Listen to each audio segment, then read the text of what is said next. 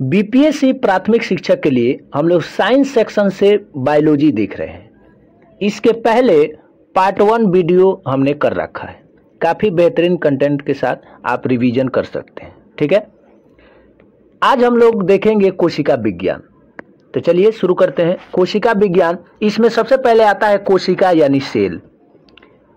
लेवेनहॉक साहब ने सबसे पहले देखा था कोशिका को। ठीक है, जबकि कोशिका शब्द दिए थे रॉबर्ट हुक साहब 1665 ईस्वी में।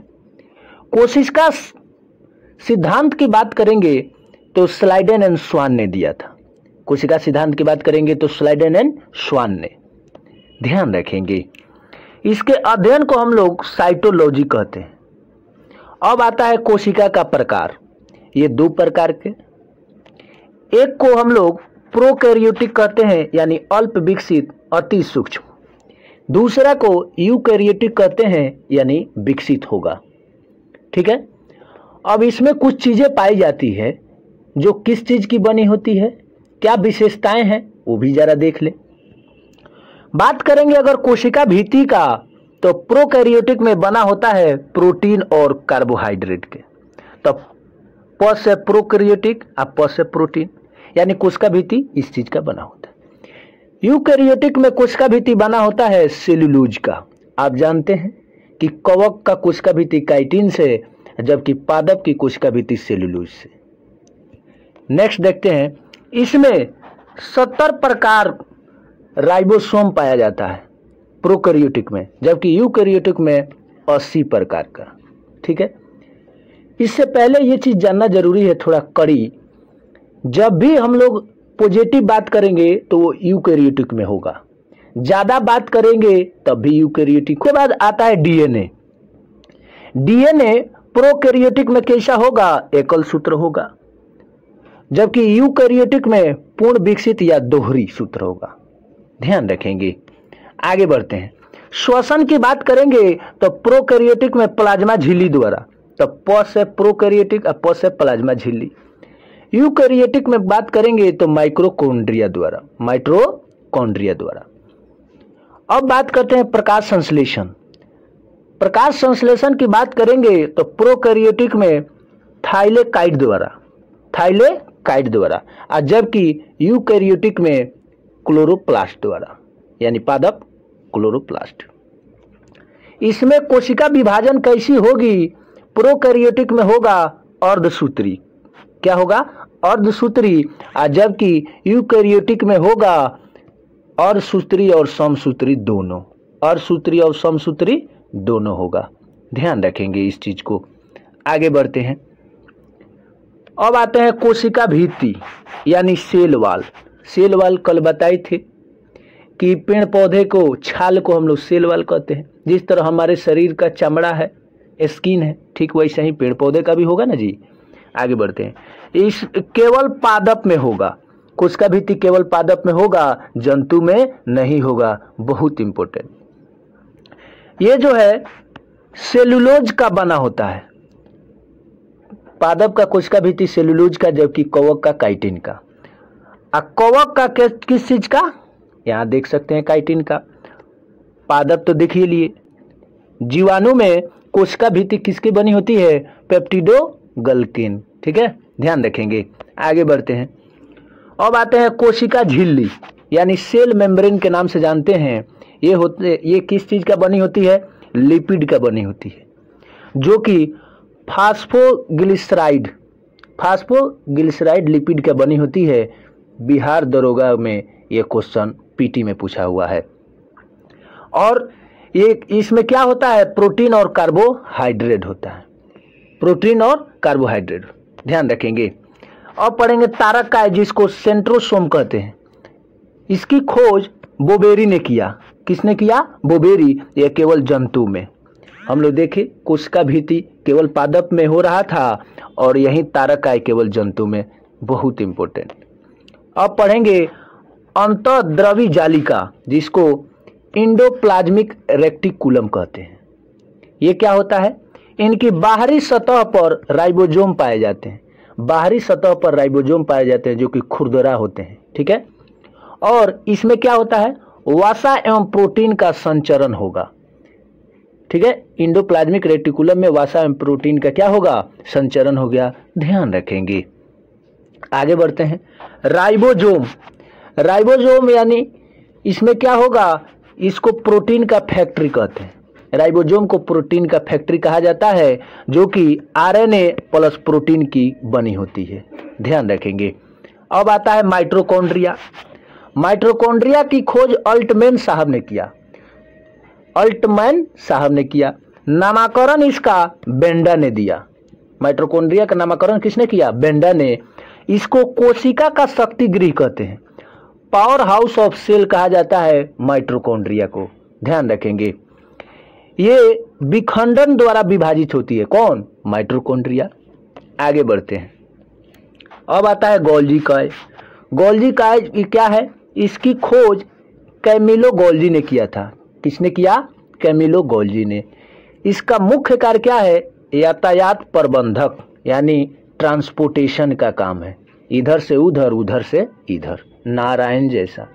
ठीक है, आगे बढ़ते हैं।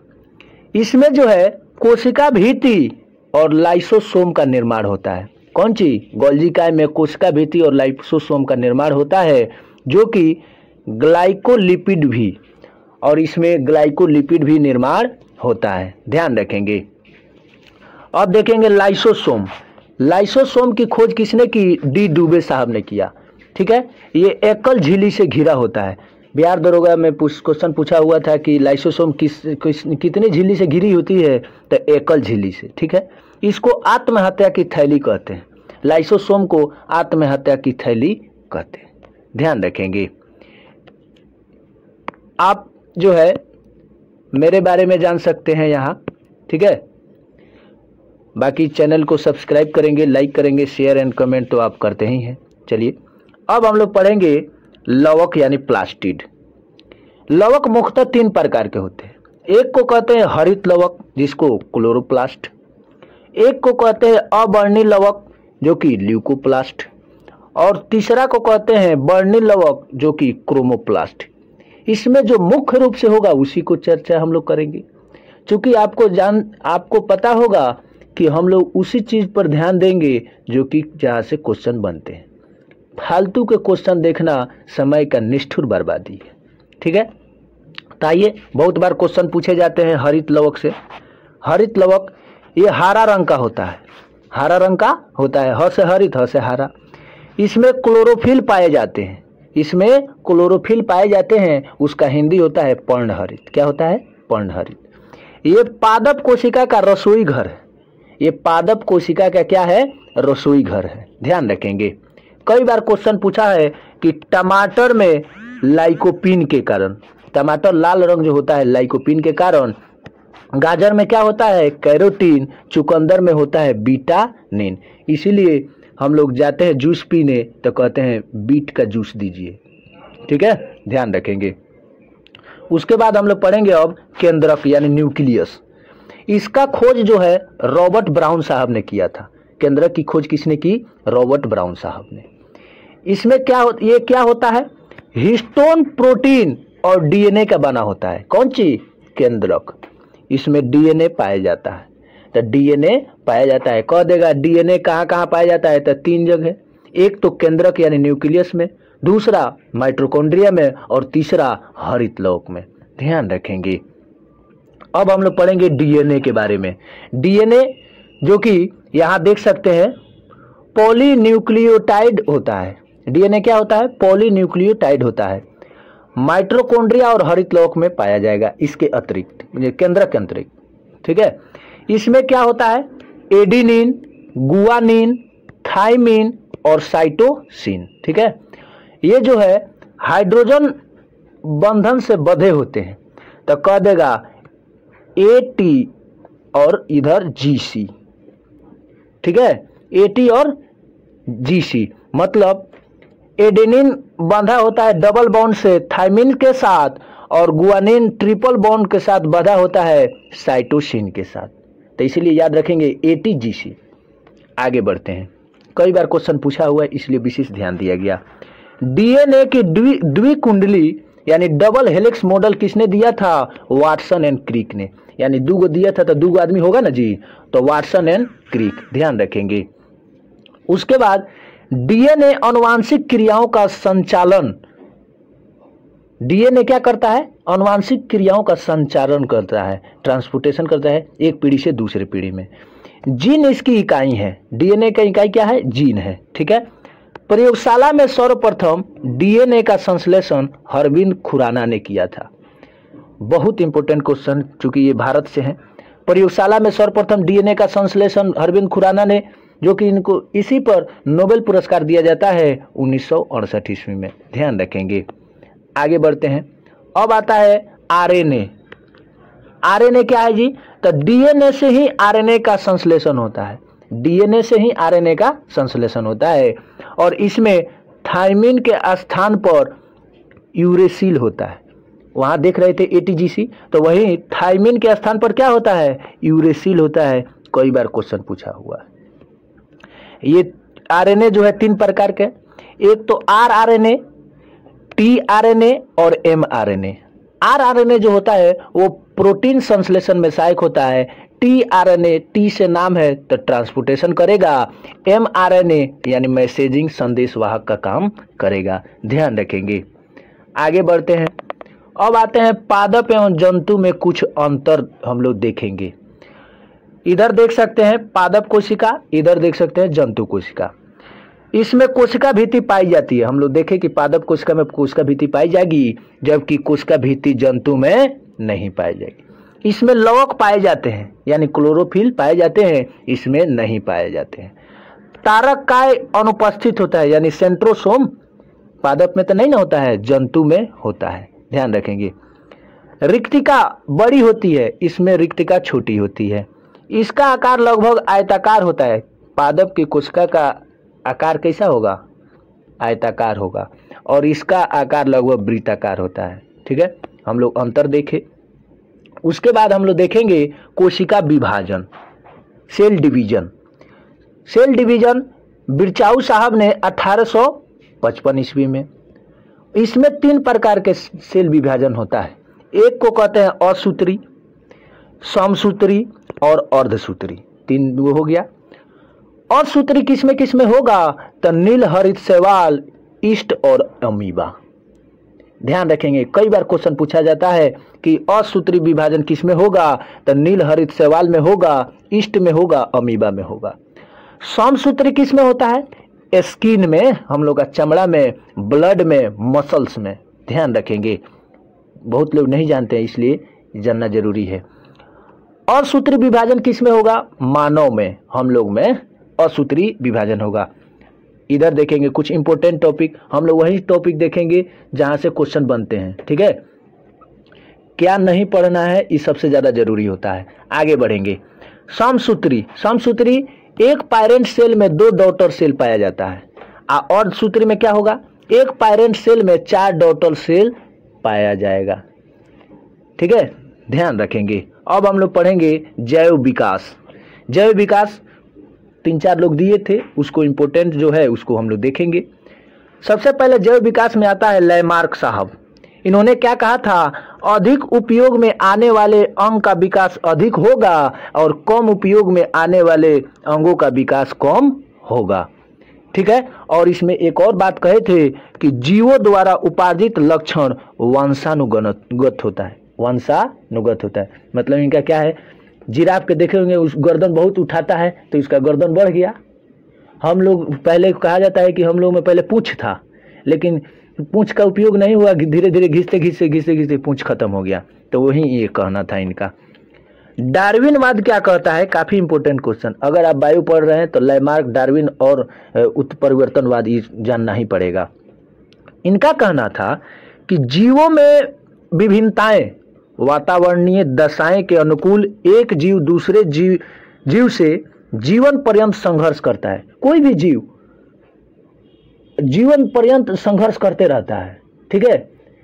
और कहते हैं कि पीढ़ी दर पीढ़ी इनकी होती रहती है। ये जब क्रियाएं क्या होती है? पीढ़ी दर पीढ़ी होती रहती है।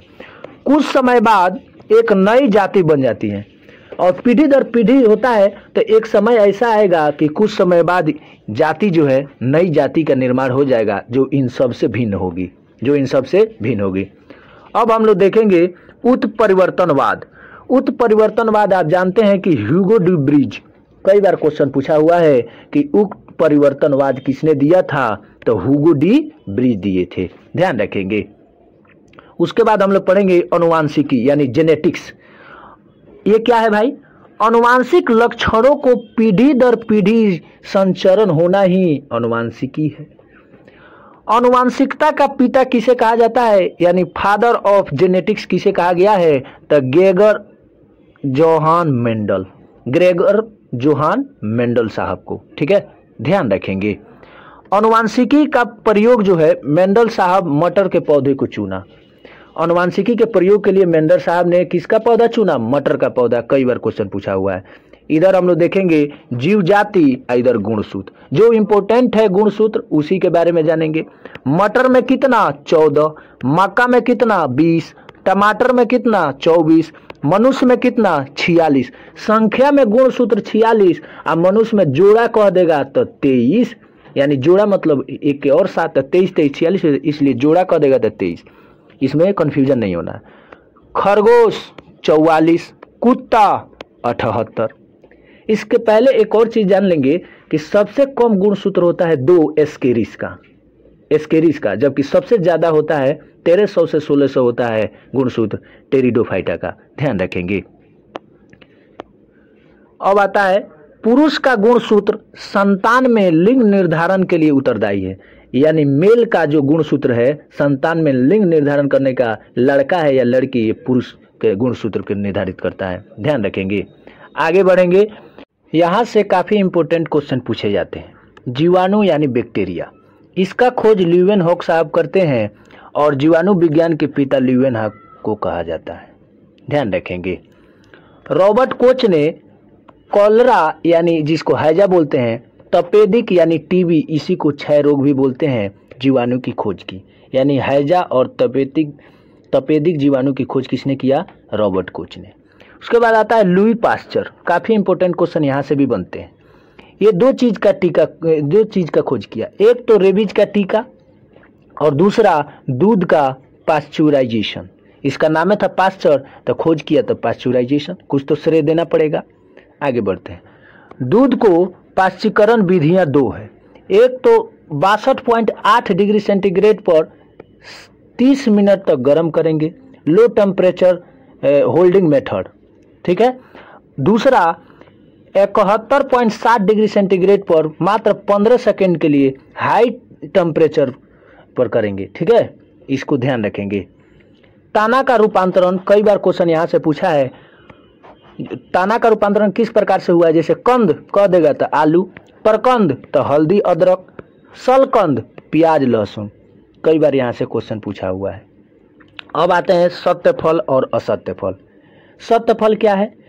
एक मान लीजिए कोई भी चीज का एक डंटी पकड़ लीजिए और नीचे से चारों तरफ से छुइए उसको, अगर चारों तरफ से चिकना नजर आए, कहीं भी ठुड्डी या फिर नहीं आए, चिकना नजर आए तो वो सत्य फल है। जैसे आम, कीवी, जामुन, अंगूर, मक्का, नीचे से छूने पर प्लेन नजर आएगा। यहाँ देख सकते हैं, आम को एक डंटी पकड़िए यहाँ और चारों ओर चिकना ही नजर आएगा। कीवी का एक डंटी पकड़िए, चारों ओर चिकना नजर आएगा। अंगूर का एक ही डंटी पकड़िए, नीचे सब चिकना नजर आएगा। तो क्या है? सत्य है। जबकि असत्य फल क्या है? इसमें फलों का निर्माण अंडाशय से न होकर दल पुंज, पुष्पासन या बाह्य पुंज से होगा, वैसे फल को हम असत्य फल कहेंगे। आप देखते हैं कि एक ही बाप के 2 बेटा, एक IAS अधिकारी हो जाता है, एगो चोर हो जाता है, ठीक वैसा ही है।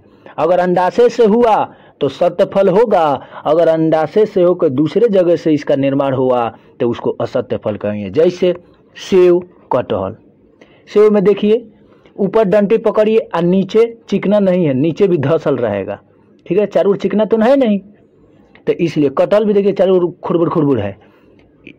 अब आते हैं कुछ खाने योग्य भाग है, उसको हम लोग देखेंगे। सेव का क्या खाते हैं? पुष्पासन। नाशपाती का भी पुष्पासन। आम का मध्य फल भी थी, यानी छिलका फेल के मध्य वाला। अमरूद का फल भी थी, बीजांडासन भी। अंगूर का फल भी थी, बीजांडासन भी। पपीता का मध्य फल भी थी, हम लोग छील के फिर खा लेते हैं। नारियल का भ्रूण पोष, कई बार क्वेश्चन पूछा हुआ है, VVI क्वेश्चन। टमाटर का मध्य फल भी थी, केला का मध्य फल भी थी और अंतः फल भी थी, बीज सहित भी खा लेते हैं। गेहूं का भ्रूण पोष एवं भ्रूण, काजू का पुष्प वृंत और बीज पत्र, लीची का एरिल, कई बार क्वेश्चन पूछा हुआ है, ध्यान रखेंगे। चना का बीज पत्र एवं भ्रूण, मूंगफली का बीज पत्र एवं भ्रूण, शहतूत का रसीले एवं परिदल पुंज, कटहल का परिदल पुंज एवं बीज, अनानास का परिदल पुंज, नारंगी का जूसी हेयर। आगे बढ़ते हैं। संवहन उत्तक, ठीक है। संवहन उत्तक ऐसे मुख्यतः दो प्रकार के होते हैं, एक को कहते हैं जाइलम और दूसरा को फ्लोएम, ठीक है। जाइलम नीचे से खनिज लवण को लाता है और फ्लोएम जो है चारों तरफ पत्तियों और तनाव तक पहुंचाता है, ठीक है। उसके बाद आता है प्रकाश संश्लेषण, जिसको हम लोग कहते हैं फोटोसिंथेसिस। ये क्या होता है, यहाँ इसका फॉर्मूला दिया गया है, इसको आप लोग ध्यान रखेंगे। उसके बाद प्रकाश संश्लेषण के लिए आवश्यक क्या क्या चीज़ है, एक तो CO2 यानी कार्बन डाइऑक्साइड, दूसरा जल, तीसरा क्लोरोफिल होना चाहिए और सूर्य की प्रकाश की उपस्थिति होनी चाहिए। कुछ पादप हार्मोन है, जैसे ऑक्सिन। ऑक्सिन हार्मोन क्या करता है, अब इसका खोज देख लेंगे। सबसे पहले डार्विन साहब ने किया, ठीक है, और ये पौधे के वृद्धि नियंत्रित करता है। ऑक्सिन क्या करता है, पौधे की वृद्धि नियंत्रित करता है। जिब्रेलिन्स, ये भी पादप हार्मोन है, ये क्या, इसका खोज कुरुसोवा ने किया। इसका खोज जिब्रेलिन्स का कुरुसोवा ने करते हैं और बौने पौधे को लंबा करता है। जिब्रेलिन्स जो छोटे छोटे पौधा है उसको लंबा कर देता है। ये है साइटोकाइनिन, इसका खोज मिलर साहब करते हैं और ये ऑक्सिन की उपस्थिति में कोशिका विभाजन और विकास में मदद करता है। ऑक्सिन का ही एक पार्ट है साइटोकाइनिन, ध्यान रखेंगे। अब आते हैं एबेसिसिक अम्ल, ये क्या है जी, पादप हार्मोन है। सबसे पहले ये वृद्धि रोधक हार्मोन है, क्या है, वृद्धि को रोक देता है, ठीक है, और पुष्पन में बाधक होगा, यानी फूल खिलने में बाधक बनेगा, एबसिसिक एसिड, ध्यान रखेंगे। उसके बाद आता है एथिलीन। एथिलीन क्या है, एकमात्र गैसीय हार्मोन है। कई बार क्वेश्चन पूछा हुआ है कि कौन सा पादप हार्मोन है जो गैसीय अवस्था में है, तो एथिलीन। इसका उपयोग कहाँ करेंगे, फल को पकाने में करेंगे, ध्यान रखेंगे। उसके बाद आता है फ्लोरोजेंस। फ्लोरीजेंस इसको कहते हैं। फ्लोरीजेंस हार्मोन क्या है, तो आगे ही है फ्लोरीजेंस, यानी फूल खिलाने वाला हार्मोन के नाम से इसको जानते हैं। पादप में विषाणु रोग जनित कुछ रोग होते हैं। तंबाकू के मैजेक रोग होता है, तंबाकू में मैजेक रोग हो जाएगा विषाणु के कारण। बंटी टॉप ऑफ बनाना, यानी बनाना माने केला में रोग हो जाए वो विषाणु के कारण। पादप कवक जनित रोग, कुछ कवक के आधार पर रोग होता है पादप में, उसको क्या कहते हैं, कई बार क्वेश्चन पूछा हुआ है। जो इंपोर्टेंट क्वेश्चन है उसी को ध्यान दिया जा रहा है, ध्यान रखेंगे। टीका रोग मूंगफली, किट्टू रोग गेहूं, गेहूं में किट्टू रोग हो जाता है, ठीक है, वो कवक के कारण। अब हम लोग देखेंगे कुछ होता है तत्व के कमी से उत्पन्न रोग। तत्व के कमी हो जाएगा तो उत्पन्न रोग हो जाएगा। जैसे कई बार क्वेश्चन पूछा हुआ है कि धान में खैरा रोग किसके कारण होता है, जस्ता के कारण, यानी जस्ता के कमी हो जाएगी तो धान में खैरा रोग हो जाएगा। मक्का में व्हाइट बंड किसके कारण होता है, तो जस्ता के कारण, मतलब जस्ता की कमी हो जाएगी तो मक्का में व्हाइट बंड हो जाएगा। अब आते हैं वनस्पति शास्त्र में इसमें संबंधित कुछ तथ्य है, जैसे फूल की कली, लौंग, लौंग किससे प्राप्त होता है, फूल की कली से, कई बार क्वेश्चन पूछा हुआ है। पौधे के वर्तिकाग्र से क्या होता है, केसर मसाला, बीपीएससी 68वीं में पूछा हुआ है कि पौधे की वर्तिकाग्र से केसर की प्राप्त करते हैं मसाला। अफीम पोस्ता, हीरोइन की प्राप्त होती है। जैव उर्वरक के रूप में एजोला जलीय फर्न का उपयोग किया जाता है, ठीक है। कुनैन क्या है, तो सिनकोना के पादप के छाल से कुनैन प्राप्त करते हैं। सिनकोना जो पादप है उसके छाल से कुनैन, जो कि मलेरिया रोग में उपयोग होता है। 2,4-D एक खरपतवारनाशी है, ठीक है। और बार बार क्वेश्चन पूछता है कि सबसे बड़ा आवृत बीजी वृक्ष कौन है। सबसे बड़ा आवृत बीजी वृक्ष यूकेलिप्टस है। यूकेलिप्टस को इसको वातावरण का दुश्मन कहा गया है। क्यों कि ससुरा बहुत पानी, रोज इसको पानी चाहिए, मैंने आवश्यकता से अधिक पानी चाहिए। जो मान लीजिए पानी का स्टॉक है, अगर 10 पौधा उसी पानी में अपना गुजर बसर करेगा तो इस ससुरा को अकेले चाहिए। ठीक है। संसार में सबसे लंबा वृक्ष सिकोया, सबसे छोटा बीज आर्किड, सबसे छोटा पुष्प कह देगा तो वुल्फिया। कई बार क्वेश्चन पूछा हुआ है कि सबसे छोटा पुष्प कौन है तो वुल्फिया। सबसे बड़ा पुष्प कह देगा तो रेफ्लेशिया। सबसे छोटा नग्न बीजी पादप जेमिया पिग्मिया। आप जानते हैं कि बायोलॉजी काफ़ी वास्ट चैप्टर है, इसलिए इसको पार्ट वाइज पार्ट करके लाना उचित रहता है और आपको भी याद करने में सहूलियत होगी। ले आके थोप देना तो फिर वहीं कोचिंग ट्यूशन वाली बातें हो जाएगी कि हाँ लाद दिए और आप याद करते रहिए। ये काफ़ी सही है भी है, आप आराम से याद कर सकते हैं। बाकी के लिए लास्ट और आएगा जिसमें मानव जनित हम पढ़ेंगे, विषाणु जनित रोग, प्रोटोजोआ और बैक्टीरिया, विषाणु, बैक्टीरिया, प्रोटोजोआ, ये सब चीज़ पढ़ेंगे हम लोग।